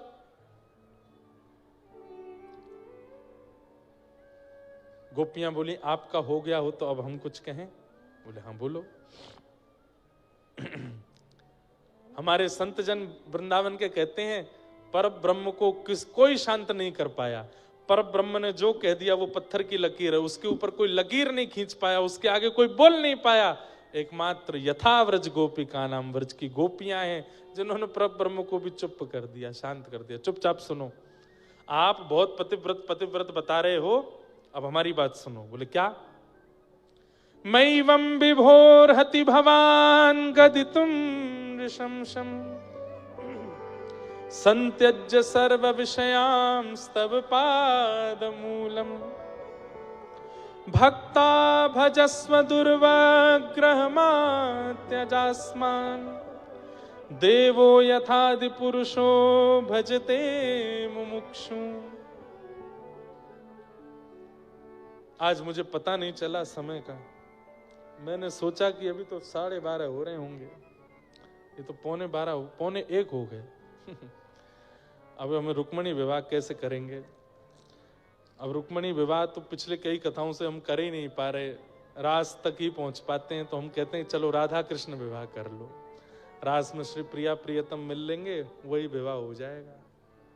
सुनिए ठाकुर जी, गोपियां क्या कह रही हैं? बोले नाथ आप हमसे कहते हो पतिव्रता धर्म, अरे आप कौन हो? बोले कौन हूं मैं? बोले आप जगतपति हो। हमारे पति, हमारे पतियों के पति, हमारे पतियों के भी जो श्रेष्ठ हैं उनके भी पति, आप जगतपति हो। ये पतिव्रता धर्म सांसारिक पुरुषों में लागू होता है, सांसारिक स्त्रियों में लागू होता है, परमात्मा में थोड़ी लागू होता है। आप तो जगतपति हो। विवाह के पश्चात भी एक पत्नी के 2 पति हैं ही, एक वो पति जिसने उसके शरीर से विवाह किया और एक आत्मा का पति परमात्मा। और आज जब आत्मा का प्रति प्रत्यक्ष सामने खड़ा है और इस शरीर में बैठी हुई वो जीव आत्मा उस परमात्मा से मिलने के लिए आ गई, तो आप हमें पतिव्रता नारी का धर्म समझा रहे हो? हे नाथ, एक दृष्टांत सुनिएगा। ठाकुर जी बोले बताओ। बोले एक पत्नी का पति विदेश गया, पत्नी को संग लेकर के नहीं गया। पत्नी बोली मैं कैसे रहूंगी, मैं तो पतिव्रता नारी, पैर छूंगी उसके बाद भोजन करूंगी, आपको पवाऊंगी उसके बाद कुछ पाऊंगी, आपको सुलाऊंगी फिर सोऊंगी। पतिव्रता नारी के तो बड़े नियम हो। पति गया विदेश, अब वो क्या करे? ठाकुर जी बोले क्या हुआ फिर? बोले पति ने अपनी मूर्ति बना के दे दी। बोले लो जब तक मैं ना आ जाऊं इसकी पूजा करना। अब पति मूर्ति कोई पूजती है, उसी को सुलाती खिलाती। 5 साल बाद असली पति आ गया। अब बताओ क्या करना चाहिए? ठाकुर जी बोले क्या करना चाहिए मतलब? अरे 5 साल से जिस पति को खिलाती पिलाती सुलाती नहलाती है, अब उसके भोजन वो करा रही है और असली पति सामने आ गया है द्वार पर, तो उसको क्या करना चाहिए? इसको भोजन कराना चाहिए, भोजन पूरा कर देना चाहिए, या आधा अधूरा भोजन छोड़ के असली पति को बैठाना चाहिए? क्योंकि 5 साल से जिस पति की सेवा कर रही थी उसकी आधी में सेवा कैसे छोड़ दे? पतिव्रता धर्म नष्ट हो जाएगा। और पतिव्रता धर्म छोड़ करके आधे में भोजन छोड़ के अगर असली पति को न लेने जावे तो भी पतिव्रता धर्म टूट जाएगा। असली तो वही है। बताइए नाथ क्या करना चाहिए? उसको भोजन पूरा मूर्ति वाले को खिलाना चाहिए या द्वार पर खड़े असली को प्रवेश दिलाना चाहिए? ठाकुर जी बोले अरे जब तक असली आया नहीं था तब तक मूर्ति वाला था, उसको खिलाते पिलाते सुलाते थे। अब भली उसने आधी रोटी खाई, असली सामने आ गया तो आधी रोटी में उठ के जाना चाहिए, उसको लेना चाहिए, उसको बुलाना चाहिए। गोपियां बोली वही बात, वो सब तो मूर्ति वाले पति हैं, इतने दिन से उनकी सेवा कर रही थी। अब जब पता चल गया कि असली पति नंद नंदन कृष्ण ही हैं, ये सामने हमारे खड़े हैं, और अगर हम उन्हें छोड़ करके आपके पास आ गए हैं तो हमने क्या अपराध किया, हमें बताओ। स्तब्ध हो गए, मौन हो गए। जिनकी जीव पर शब्द नृत्य करता है, आज ढूंढे से नहीं पता चल रहा कि उसका उत्तर क्या दूं मैं। चुपचाप बैठे ठाकुर जी। बोले सिर मत हिलाओ, उत्तर दो। और आपको सुनिए, हम जिद्दी वाली प्रेमी नहीं है बंधुओं, बहुत अच्छा है ये भाव, सुनिएगा। हमारा प्रेम जिद का नहीं है श्री कृष्ण, और हमारा प्रेम कहीं आप हमको व्यभिचारिणी मत समझना। जैसे एक व्यभिचारी नारी होती है, एक से अनेकों के साथ रह लेती है, व्यभिचारी पुरुष होता है, एक से अनेकों का संग कर लेता है। हम व्यभिचारी नहीं है। हमें आपके स्पर्श की इच्छा नहीं है, हमें आपको देखने की इच्छा नहीं है, हमें आपको सुनने की इच्छा नहीं है, हमें आपके आलिंगन की इच्छा नहीं है, आपके साथ बैठने की इच्छा नहीं है। हमारा प्रेम केवल इतने पर शुरू होगा, इतने पर खत्म हो जाएगा। कितने पर? बोले केवल हमारे सामने खड़े होकर कह दो कि तू मेरी है, बस हम चली जाएंगे लौट के। फिर जीवन में कभी मत देखना हमको, कभी मत बुलाना हमको, कभी मत मिलना हमसे। पूरा जीवन केवल इसी बात को ध्यान करके मैं व्यतीत कर दूंगी कि आपने कहा था कि आप मेरी हो। हमारा प्रेम केवल इतना है नाथ, स्पर्श का प्रेम नहीं है, मिलन का प्रेम नहीं है, वार्ता का प्रेम नहीं है, सुनने का कहने का प्रेम नहीं है, खिलाने पाने का प्रेम नहीं है। हमारा प्रेम तो केवल स्वीकारीकरण में है।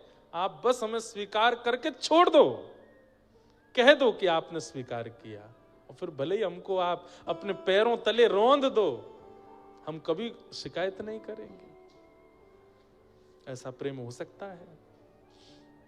भगवान ने अब रास विहार करना शुरू किया। प्रत्येक गोपी के समीप जाकर के ठाकुर जी उसे इतनी योग्यता प्रदान कर देते हैं, उसके द्वारा बनी हुई वस्तु पाते हैं, उसके साथ बैठते हैं, गले में गलवैयां देते हैं, चर्चा करते हैं, कभी उसके साथ नृत्य करने लगते हैं। इस प्रकार एक एक गोपी के पास ठाकुर जी जा रहे हैं और उन्हें रास का सुख दे रहे हैं।